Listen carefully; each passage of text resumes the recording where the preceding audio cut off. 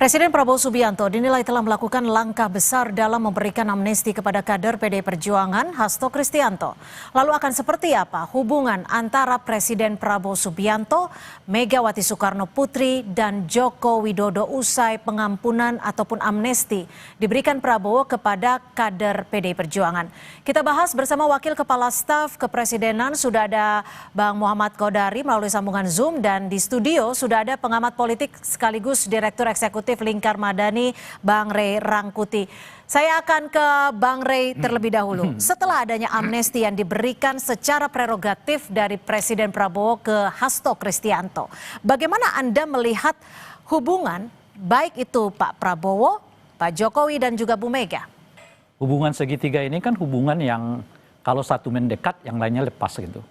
Jadi kalau Pak Prabowo mendekat ke Ibu Mega, kemungkinan Jokowi yang agak dilepas gitu. Dan begitu sebaliknya, kalau misalnya Pak Jokowi atau Pak Prabowo lebih dekat ke Pak Jokowi, mungkin Ibu Mega yang agak menjauh gitu. Dan saya kira polanya akan begitu 5 tahun ini. Dan tidak ada yang benar-benar putus, tapi juga nggak ada yang benar-benar melekat gitu. Jadi Pak Prabowo hanya mengayuh di situ. Kadang-kadang mungkin akan mendekati Ibu Mega, kadang-kadang mungkin... Artinya Pak Prabowo melakukan teknik tarik ulur kepada keduanya, baik Bu Mega dan juga kepada Pak Jokowi?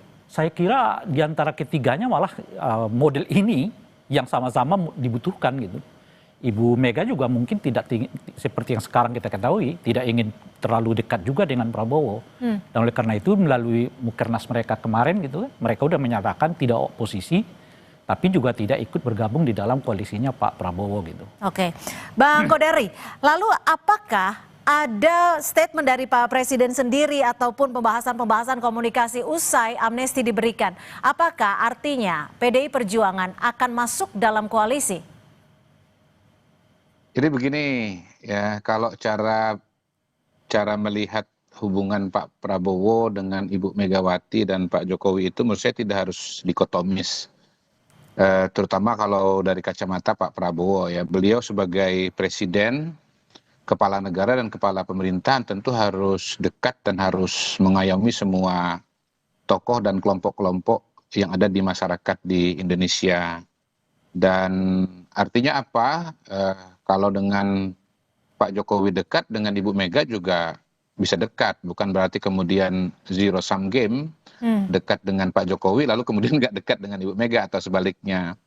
Kita tidak boleh lupa bahwa Pak Prabowo sendiri selain memang seseorang yang tadi pada posisi sebagai pemimpin Republik ini harus dekat dengan semua, beliau juga sebetulnya punya hubungan yang panjang dengan kedua tokoh yang disebut tadi. Dengan Ibu Megawati punya hubungan yang panjang, pernah kenal dari kecil, lalu kemudian pernah dibantu. Dengan Pak Prabowo juga Pak Jokowi pernah mengajak Pak Prabowo ke dalam pemerintahan, Pak Prabowo pernah menjadi menterinya Pak Jokowi. Jadi menurut saya sih tidak harus zero sum game. Oke. Dan pertimbangan-pertimbangan mengenai kenapa diberikan amnesti itu variabel-variabel yang memang sesuatu yang bersifat menyeluruh ya, bahwa kemudian di luar sana keadaan tidak baik-baik saja. Ya. Banyak konflik di dunia internasional. Tapi gini, Bang Kodari, kalau tadi Anda menyebut pernah... Kemudian persatuan dan kesatuan itu harus menjadi sesuatu yang utama, yang harus dijaga dan dikedepankan. Kita ini kan nggak tahu nih dinamika ke depan akan seperti apa. Tetapi kita sudah menyaksikan peristiwa yang sebetulnya tidak kita duga juga. Bahwa misalnya kemarin Israel bisa serang Irak, sewaktu-waktu bisa eskalasi, lalu kemudian Kamboja dengan Thailand, negara tetangga. Oke, mungkin kita terlalu jauh ke situ. Tapi Bang Kodari ada, mohon maaf saya potong. Nggak bisa. Gini, alasan memberikan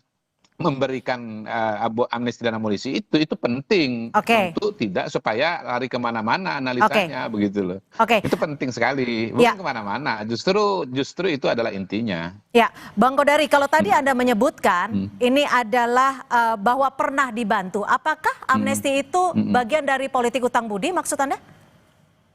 Tidak, yang poin dari saya adalah bahwa ada hubungan baik antara Pak Jokowi dengan Pak Prabowo, antara Ibu Mega dengan Pak Prabowo, dan dalam konteks ini kemudian tidak berarti kemudian dekat dengan salah satu itu membuat dengan yang lain itu harus berjauhan gitu loh. Itu poinnya. Saya menjawab apa yang disampaikan oleh kawan saya Bang Ray Rangkuti. Oke, Gitu. Itu oke, konteksnya ya. oke. Kalau soal diberikan amnesti kan saya sudah jelaskan tadi bahwa konteksnya adalah dunia internasional yang sedang berkonflik pada hari ini. Oke, Bang Rey, jika amnesti sudah diberikan dan sudah dipastikan Pak Hasto sudah bebas, apa yang bisa berdampak di dunia politik nasional saat ini? Ketika situasi sekarang bisa dikatakan antara setiap pihak adem gitu. Iya, landai dan adem.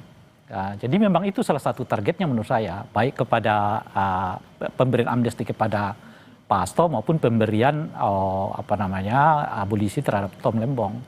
Kan Tom Lembong ini kan dan Hasto itu kan sebetulnya berada dalam dua barisan oposisi kan. Ya. Hasto bersama PDI Perjuangannya, tetapi Tom Lembong kan bersama komunitas yang dulunya menjagokan Anies Baswedan dan Caimin sebagai calon presiden. Dan kedua-duanya berpotensi sangat kritis kepada pemerintahan Pak Prabowo yang sekarang ini. Dan di tengah di mana tadi disebutkan oleh Bung Kodari, Pak Prabowo sedang membutuhkan semacam kenyamanan politik di tengah begitu banyak tantangan di Republik ini. Gitu. Jadi sebetulnya dari kerangka politik apa yang dilakukan oleh Pak Prabowo ini tepat untuk saat ini gitu loh. Jadi amankan dulu Ibu Mega. Jadi kalau Anda menyebut Pak Prabowo membutuhkan kenyamanan politik, artinya di situasi saat ini Pak Prabowo merasa tidak nyaman? Ya tentu saja. Kan tadi disebutkan banyak tantangan nih. Sekarang aja orang mendekati 17 Agustus, bendera One Piece mau disandingkan orang dan sebagainya gitu. Nah setidaknya Pak Prabowo ngamanin dulu deh politik formalnya gitu. Oke. Politik formalnya itu ya salah satunya PDI Perjuangan, mungkin komunitas-komunitas lain seperti yang disebut tadi kan, misalnya dari para pendukungnya Anies Baswedan dan sebagainya. Dan oleh karena itu setidaknya untuk saat 2025 mungkin akan landai begitu, tapi belum tentu ada jaminan 2026. Oke. Dan oleh karena itu kedekatan Pak Prabowo dengan Ibu Mega sekarang ini misalnya, saya kira itu temporal ya, boleh jadi itu sampai 2025, tapi 2026 bisa juga lain ceritanya. Gitu. Oke, Bung Kodari, betul Pak Prabowo saat ini sedang membutuhkan kenyamanan politik sehingga memberikan amnesti kepada salah satu orang yang bisa dikatakan paling penting di PDI Perjuangan yang saat ini adalah oposisi. Ya, kembali lagi ya, analisanya itu adalah kepentingan bangsa dan negara secara keseluruhan. Ya, kalau kemudian misalnya terjadi konflik yang besar di dunia internasional, kemudian di dalam negeri sendiri tidak kompak satu dengan yang lain, diperlukan, itu kan nanti akan membuat pengambilan keputusan dan kebijakan menjadi repot. Ingat pada saat COVID tahun 2020, 2021, nah, salah satu yang bisa membuat pemerintah cepat mengambil keputusan, bisa mengusahakan antisipasi terhadap COVID mulai dari mendatangkan vaksin, kemudian melakukan pembatasan sosial, itu karena adanya kekompakan dari tokoh-tokoh dan elit-elit politik di dalam negeri. Kalau misalnya pada waktu itu, misalnya kita bayangkan ya, ada satu oposisi besar, katakanlah Pak Prabowo, kemudian menyatakan menolak vaksin atau menolak PSBB, tentunya pemulihan bangsa Indonesia dari COVID tidak secepat itu, begitu loh. Dan ekonomi bisa terganggu karena penyebaran COVID akan sangat meluas.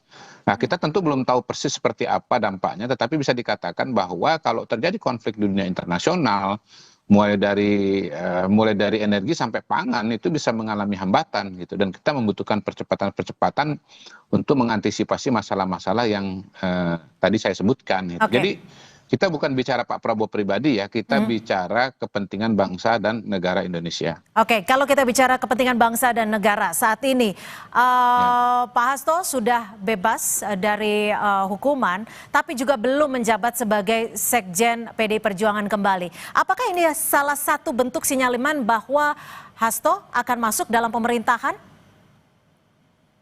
Tentunya yang tahu jawabannya persis adalah Pak Prabowo dan Ibu Megawati ya. Tetapi pada hari ini seperti kata Bang Ray tadi, saya tidak melihat ada sebuah tanda yang kuat bahwa PDI Perjuangan akan masuk ke dalam pemerintahan. Jadi toh selama ini juga hubungan Ibu Mega dengan Pak Prabowo sudah berjalan dengan sangat baik ya. Dan itu tidak membuat kemudian Pak Hasto harus masuk ke dalam pemerintahan, termasuk juga dari menteri-menteri kader-kader yang lain dari PDI Perjuangan. Tetapi ini tentu semua kembali kepada pertimbangan dari Bapak Presiden karena ini adalah prerogatif Presiden. Oke. Kalau dari Bang Ray sendiri membacanya gimana? Pak Hasto belum kembali menjabat sebagai sekjen, apakah ada kemungkinan ia akan masuk dalam pemerintahan kabinet? Saya yakin ya 90% enggak. Enggak akan. Karena? Rugi Pak Prabowo. Jadi untuk banyak PDIP gitu maksud Anda? Iya, PDIP mungkin nggak akan dapat kerugian, tapi jelas-jelas pemerintahan Pak Prabowo akan dirugikan kalau Pak Hasto masuk ke landscape ya pemerintahannya Pak Prabowo gitu. Oleh karena itu saya kira ya jauh dari harapan itu untuk ditarik masuk ke anggota kabinet. Bahkan saya mengatakan kerugian seperti apa ketika PDIP masuk dalam kabinet? Kerugian apa yang didapatkan oleh Pak Prabowo? Lah memberi amnesti aja respon publiknya udah negatif kan. Apalagi sampai ya dimasukkan ke dalam anggota kabinet gitu. Jadi responnya bertambah-tambah. Dan saya kira konyol lah kalau sampai itu dilakukan oleh Pak Prabowo gitu. Oleh karena itu saya nggak yakin. Jangankan Pak Prabowo masukkan di kabinet, Ibu Mega menetapkan Pak Hasto sebagai sekjen aja nggak berani kok sekarang tuh. Jadi harus ada langkah yang hati-hati ya? Ya, tapi mungkin 2-3 tahun, 4 tahun berikutnya akan berbeda ya. Meskipun untuk Hasto saya kira terkunci ya harapannya untuk bisa masuk menjadi anggota kabinet karena statusnya. Karena amnesti itu kan terbukti melakukan tindakan pidana, cuma dibebaskan oleh presiden kan. Itu aja beda tuh. Nah, kalau itu dilakukan oleh Pak Prabowo, ya orang akan mengatakan makin nyata Pak Prabowo ini omon-omon gitu loh kira-kira tuh dalam konteks pemberantasan korupsi. Oleh karena itu 90% saya memiliki keyakinan nggak akan terjadi. Tidak akan masuk ke kabinet. Tapi yang menjadi perhatian adalah ketika amnesti diberikan seorang presiden kepada PDI Perjuangan, lalu bagaimana Anda membaca hubungan antara Pak Prabowo dengan Pak Jokowi? Apakah dalam landscape hubungan yang Anda sebut apa tadi?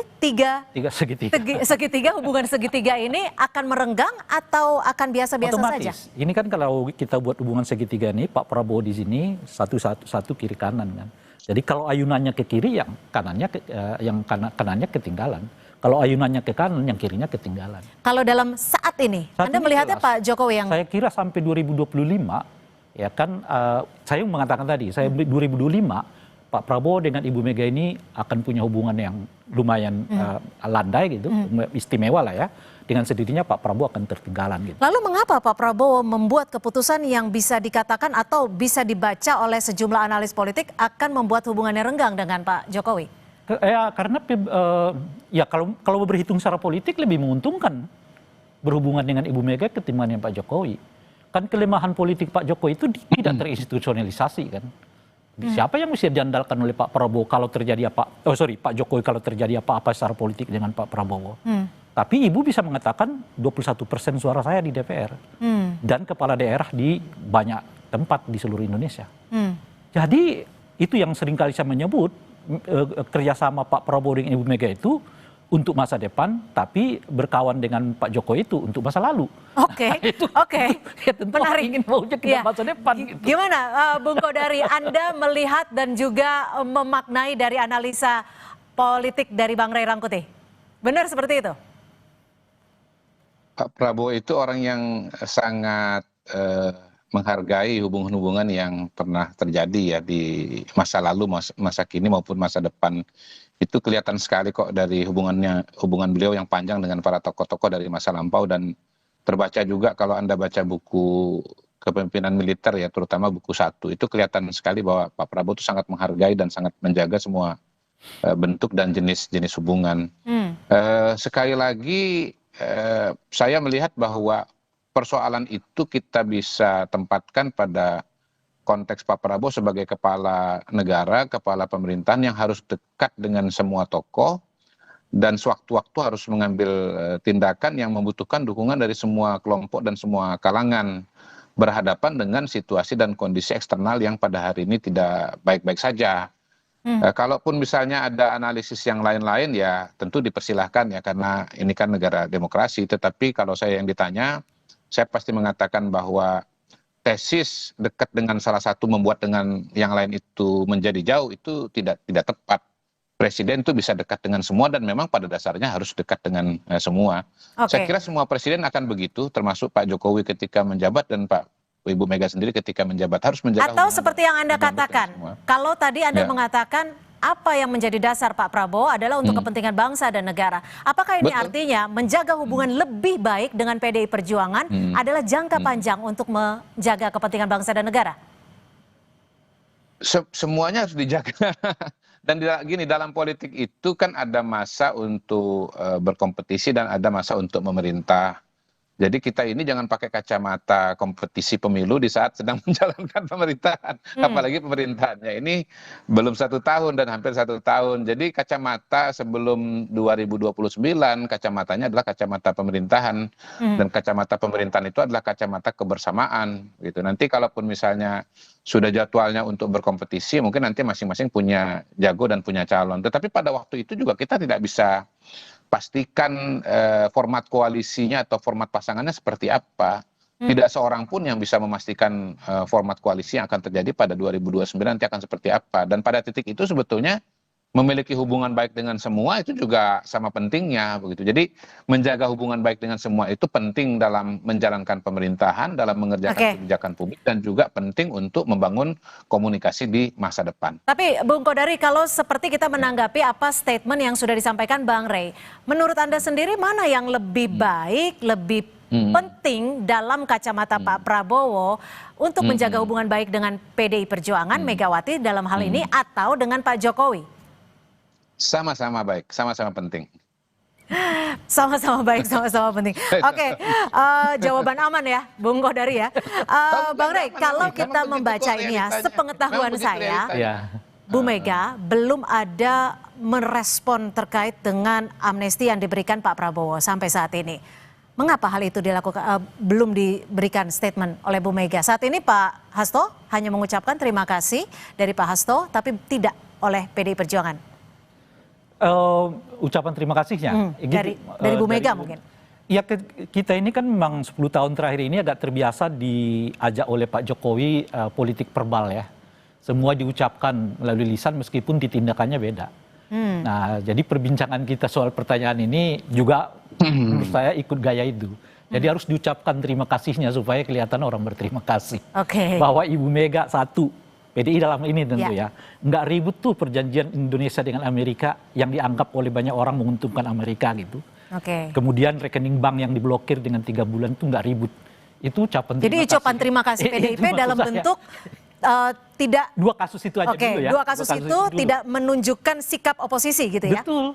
Padahal kalau secara politik itu diambil oleh PDI Perjuangan, besar sekali manfaatnya bagi mereka. Menaikkan rating mereka, popularitas mereka, dan sebagainya. Mereka ternyata diam saja kan.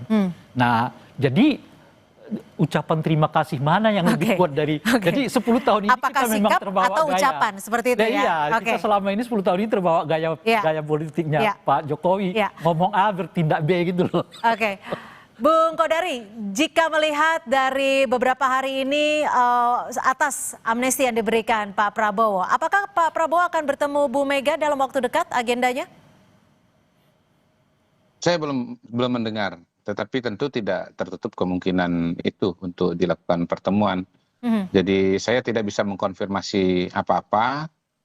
Yang jelas kan PDI Perjuangan per hari ini seperti kita saksikan masih merampungkan kegiatan internal mereka yang sangat-sangat besar, yaitu acara kongres ya di Bali. Jadi mungkin masih berkonsentrasi dengan kegiatan-kegiatan internal di PDI Perjuangan. Tapi kalau telepon-teleponan sudah Bu Mega dan Pak Prabowo? Saya tidak pada posisi untuk bisa mengkonfirmasi apakah komunikasi telepon dan komunikasi lainnya sudah dilaksanakan pada saat ini. Baik, Bang Rey, mungkin statement terakhir dari Anda. Pesan apa sebenarnya yang ingin disampaikan Pak Prabowo melalui sikap ataupun hak prerogatif yang ia berikan kepada partai yang merupakan oposisinya? Saya kira pesannya bukan hanya, kalau pesan ke Pak Ibu Mega jelaskan. Saat ini ya melandai dulu lah ya. Tapi kalau pesannya ke Pak Jokowi menurut saya juga jelas. Setidaknya sampai 2025 Pak Jokowi lebih baik fokus untuk urusan-urusan yang berhubungan dengan ijazah palsu lah dan sebagainya gitu. Itu jadi jangan tampil dulu, fokus aja dulu di situ itu. Jadi saya kira dengan mendekatnya Pak Prabowo dengan Ibu Mega itu memberi peluang kepada Pak Jokowi untuk konsentrasi menghadapi berbagai apa namanya itu ya tanda kutip gangguan terhadap dirinya itu. Oke, apakah Anda juga ingin mengatakan bahwa saat ini Pak Prabowo ada bagian untuk meninggalkan Jokowi? Enggak, seperti yang saya itu benar, pertanyaan tadi benar. Ini nggak akan putus nih. Nah, cuman tarikannya kemana dulu nih? Oke. Makanya saya mengatakan 2025 ini kayaknya dengan Megawati. Tapi belum tentu dengan 2026. Makanya persis seperti yang disebutkan oleh Bung Kodari, beliau ini akan jaga persahabatan dengan kedua belah pihak. Cuma kadang-kadang condong ke sana, kadang-kadang condong ke sini. Baik, untuk tergantung dari 2025 Pak Prabowo ini, ya. Oke. Iya, 2020 ini condongnya ke Megawati. Oke, baik. Terima kasih Bang Ray Rangkuti dan terima kasih Pak Bung Kodari sudah berbagi perspektif di Kompas Petang sore hari ini. Terima kasih. Salam sehat. Salam sehat.